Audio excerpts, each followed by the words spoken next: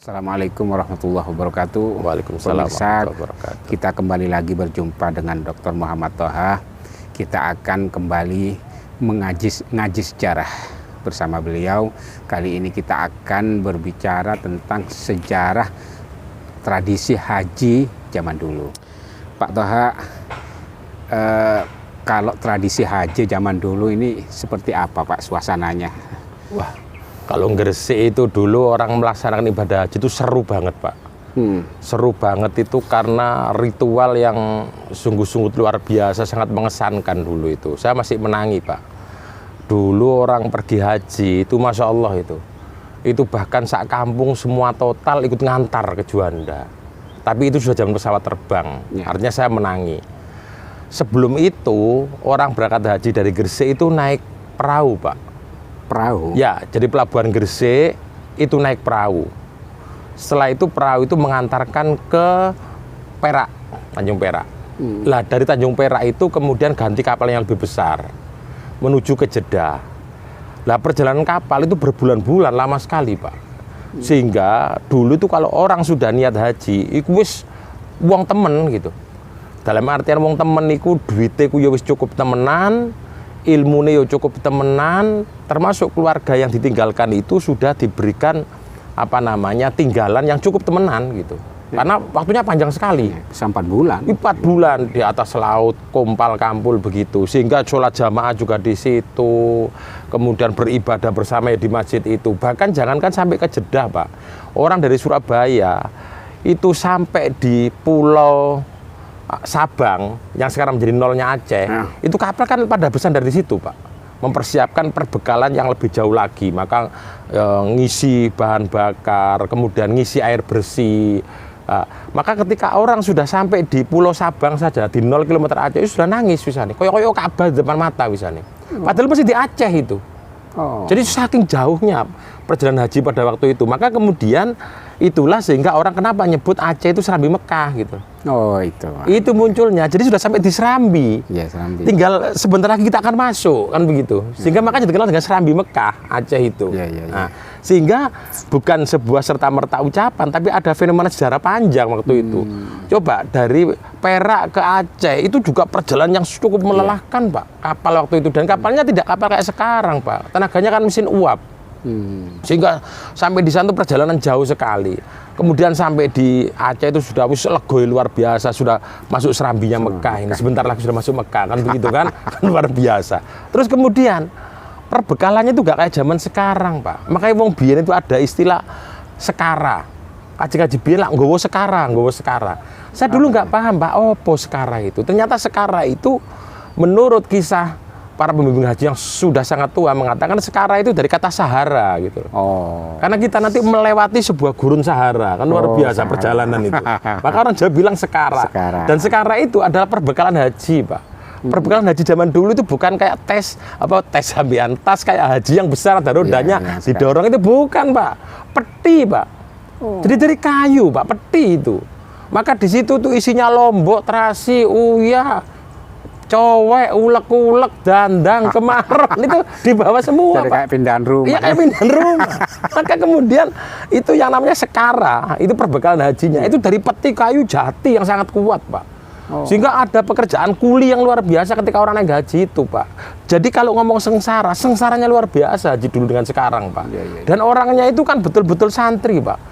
Meskipun manggul demikian itu yo sarungan, Pak. Lah sekarang pakai celana, kemudian ada kuli panggul sendiri. Dulu ya pokoknya orang haji itu wis total sembarangan nih, Pak. Kuat awake, kuat duit, kuat iman nih, kan begitu. Nah, dan haji dulu itu kan bebas, Pak. Meteng budal kaji ya oleh, kan begitu. Kemanten anyar budal kaji ya oleh. Sekarang kan meteng sekian bulan nggak boleh haji. Maka jangan kaget ketika jamaah Indonesia banyak yang melahirkan di sana, kan gitu. Jadi lahir di Siib Ali, lahir di Mekah, bunyinya begitu. Karena dulu hamil pun boleh. Dan orang haji di sana itu kadang-kadang gaji pulang nggak pulang boleh. Kalau sekarang kan diobrak, Pak. Kalau jatahnya pulang ya harus diobrak pulang. Kalau dulu haji terus nggak boleh, ya nggak apa-apa zaman dulu. Karena mungkin imigrasi nggak kayak sekarang kan gitu, Pak.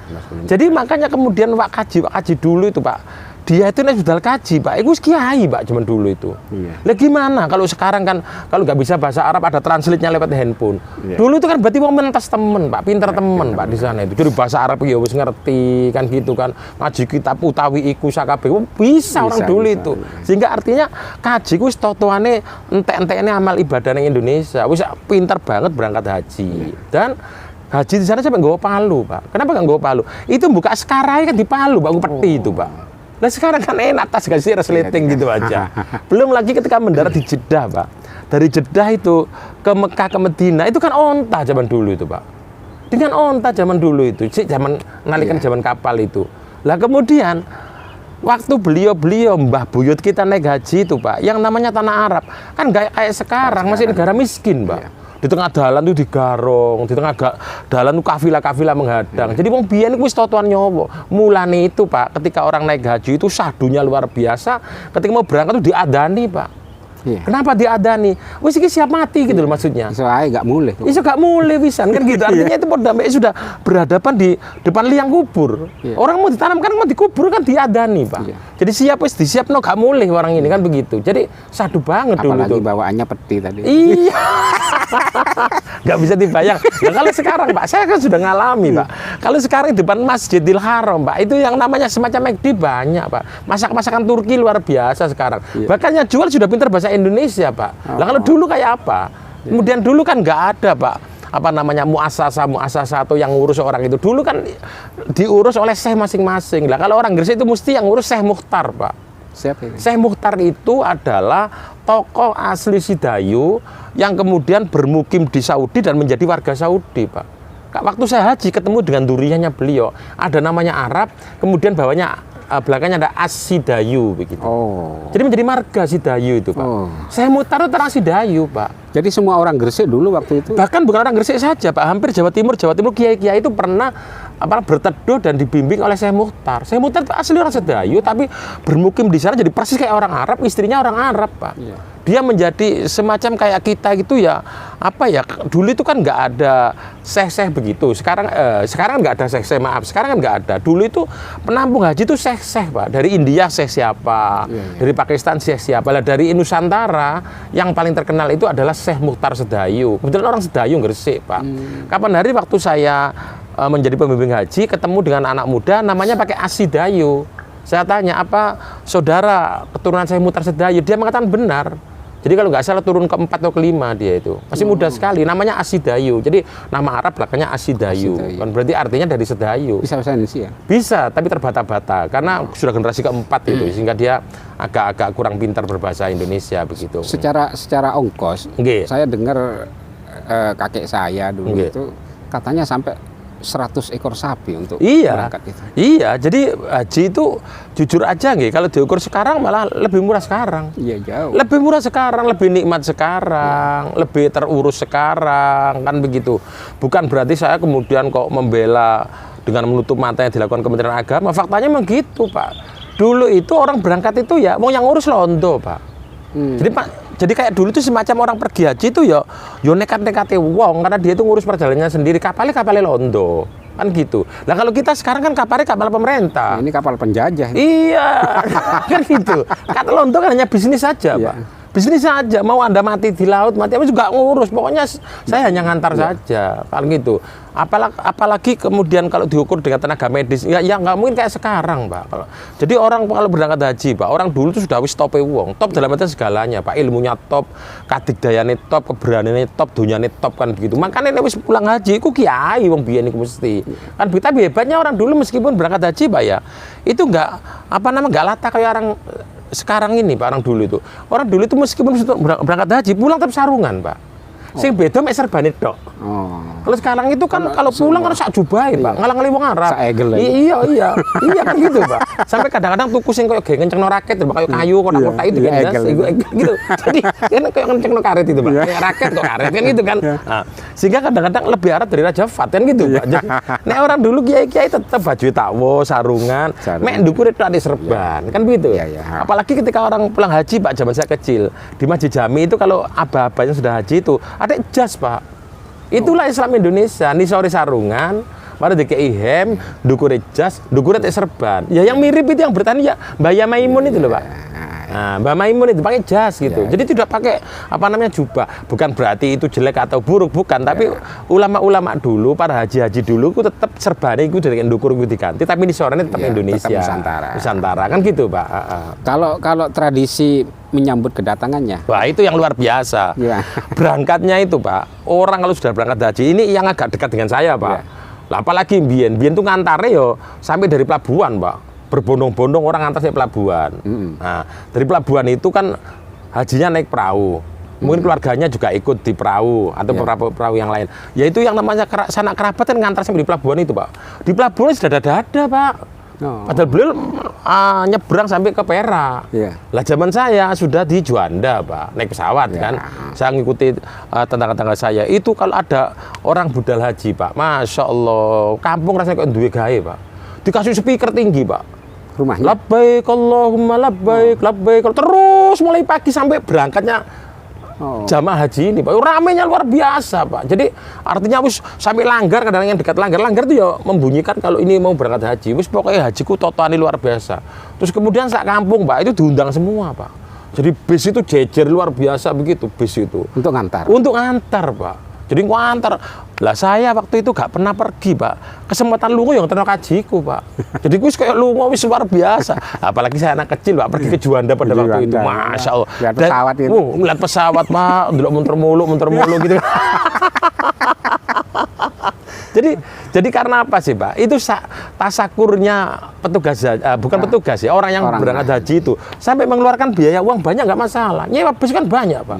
Kadang-kadang koleganya, keluarganya yang punya mobil dikeluarkan semua, Pak, untuk berangkat haji itu, Pak. Sadunya lagi luar biasa, itu mesti ngundang kiai sepuh, Pak, mau berangkat itu, Pak. Undang kiai sepuh depan pintu, kemudian adzan. Wah, semua sing dulur ditinggal nangis kabeh gitu. Sadu banget gitu loh. Kayak wis jelas ini tamunya Gusti Allah sejak Indonesia sudah disambut demikian gitu, berangkat ya. Nah, kemudian kalau pulang, Pak, itu juga luar biasa, Pak. Haji itu kan kadang-kadang pulangnya kan sewaktu-waktu, Pak, jam 1 malam. Gitu. Dan orang dulu itu, Pak, nggak kayak orang sekarang, Pak. Orang dulu itu wedi barokah tanah suci ku ilang. Teko jam 1 ya, moro jam 1 ning omah, Pak. Kalau sekarang kan pinter, Pak. Anak-anak muda haji sing wis milenial kono-kono. Pulang haji misalkan mendarat di Juanda itu jam 7 malam. Enggak pulang, Pak, mendarat turu di hotel Surabaya. Biar bisa paes-paes, iso turu enak-enak ambek bojone macam-macam. Engko isu-isu teko wis seger gak begitu. Wis wangi kabeh. Tapi kalau Pak Haji biyen, Pak, yo teko ku yo masih dawul-dawul tetep jam 1 malam, jam 1 malam. Itu pun, Pak, nek ana wong kaji teko jam 1 malam, iku mulai sore sampai jam 1 gak ada wong turu, Pak. Disambut di pojok kampung itu, Masya Allah, di gerbangnya kampung, dikarak luar biasa, begitu mulianya orang haji itu. Kemudian tamunya gak henti-henti, Pak. Orang dulu nek gak ziarah haji, sejarah kaji. Sejarah kaji. Sejarah. Jadinya kayak buku sejarah. Iya, jadi orang dulu itu bukan sejarah haji, sejarah kaji. Sampai hari ini orang tua-tua itu sejarah kaji gitu loh. Itu kalau diwara sejarah haji gak mau. Sejarah kaji kan gitu. Nah itu kenapa? Tapi ada benarnya, Pak. Sejarah kaji itu kan artinya beliau yang dari haji itu kan menceritakan di sana, Pak. Sejarahnya. Iya, sejarahnya. Sedene ajar aswad ku ngene, yuk kan ngono. Yuk ajar aswad iku wong desek-desekan yuk kan gitu kan. Ya opo ji ajar aswad itu ya opo ji kan gitu kan. Nah, sejarah itu kan. Ya luar biasa. Tapi kenapa kok orang dulu itu kemudian ya yang pertama dia mesti nyari barokah, kemudian oleh donga. Di samping itu dulu kan YouTube belum ada loh, Pak. Nah kalau sekarang kan kepengen tahu bagaimana tawaf dibuka di YouTube tahu Pak. TV lu sak benari channel dari sana. Kadang jemaah hajinya yang live langsung kan gitu kan. Nah, orang dulu tuh lah apalagi anak-anak itu wah girang gak karu-karuan, Pak. Dioleh TV-TVan cilik. Warnanya apa terus delok giting-giting ini iki. Masya Allah, Hijri Ismail. Wong saiki lho kene bergerak delok. Sudah gak laku. Gak laku, Pak. Wah, royokan, Pak. Dikai celak ngono girang tahu celak gitu. Wes girang gak karu-karuan, Pak. Apalagi yang namanya apa jenis siwak itu. Wah, saiki nduk ampe lho, Pak, dikareti sak bondol sak bendel ngene. kan gitu kan. Jadi artinya itulah fakta dulu itu dan luar biasa. Pokoknya kalau orang sudah haji itu Pak dinati sodako. Pulang itu makan terus Pak. Tamu sak pirang-pirang makan terus. Enggak mulai dikei celak. Ono sing dikei tasbih. Wong tasbih kira gak karu-karuan Pak tasbih murup ngono. Tasbih kan Indonesia murup gitu Pak. Padahal sekarang itu petekne lampu ya kayak tasbih murup kan gitu Pak. Jadi luar biasa. Terus ada yang khas lagi Pak. Nek wis budal kaji orang dulu itu Pak, mulai jenenge diganti Pak, arane diganti. Iya. Jadi bingung kan? Iya kan? Iya. Jenenge bengkoang misalnya diganti dulmanan kan gitu kan. Jadi kadang-kadang orang itu bingung gitu loh. Kadang-kadang saya gegeran Pak. Jadi Pak bengkoang ojo ngawur, aku ya dilarang-larang. Wis diganti jeneng golong gitu Pak. Jadi nama-nama yang mungkin kurang pas diganti. Kan sing wedok ya ngono Pak, Tukiem, Aminah. Kan gitu. Jadi artinya di haji itulah kemudian memperbaiki segalanya, namanya diperbaiki. Sing asale jamaah gak gelem nang masjid nang langgar saiki jamaah. Kan gitu kan? Termasuk anaknya yang biasanya manggil ayah, manggil bapak abah. Kan gitu, umi, kan gitu. Jadi artinya itu perbaikan diri sekaligus pemantapan dalam status sosial kan gitu kan? Masih si enom celok apa ya nih? Kan si enom banang di masih enom padahal kan gitu kan?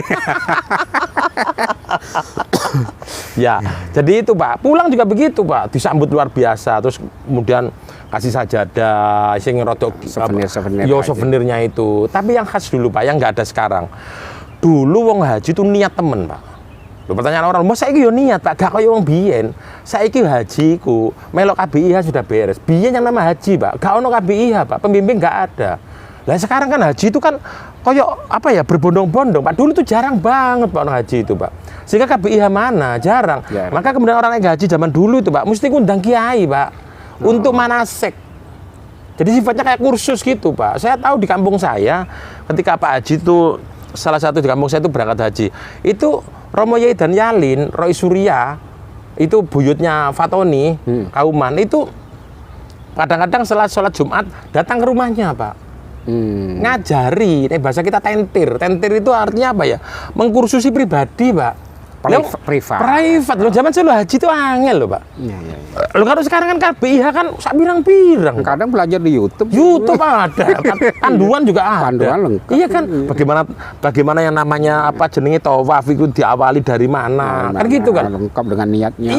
Iya. Lah dulu tuh nggak ada Pak begitu, Pak. Jadi kiai itu diundang, Pak. Makanya saya tahu kalau Yai dan Yalin rawuh di kampung saya ngajari haji itu, biasanya disiapkan makan siangnya, Pak. Ya kan habis Jumatan kan beliau kan mesti makan dulu, terus ngajari orang kampung saya naik haji itu. Jadi private banget, Pak. Jadi Bu Haji sama Wak Kaji lanang mbek wedok itu diajari sama Yai dan Yalin itu. Hanya buat Yai dan Yalin, boleh saya tahu sendiri, Pak. Haji dulu tuh begitu diajari, Pak. Termasuk doanya barang itu. Coba. Lah sekarang kan orang nggak buta huruf, Pak. Buka di YouTube sembarang ono. Yang namanya Mas Asai Kundi Sapi ono Pak di YouTube itu. Nah dulu kan gambarno sai ku ya opo kan nggak bisa Pak orang dulu itu, Pak. Maka itulah hebatnya luar biasa. Terus nek pulang sing rada santri-santri keluarga kiai dioleh gambar, Pak. Itu kemudian dipesen figura, ada gambar apa namanya Hijri Ismail, ada gambar tapakna Nabi Ibrahim kayak kurungan itu, kan gitu kan? Ada gambar pintu Ka'bah, kan itu. Itu dioleh gitu kira gak karu-karuan, Pak. Gambar kayak begitu dikasih figura taruh di ruang tamu, kan begitu kan?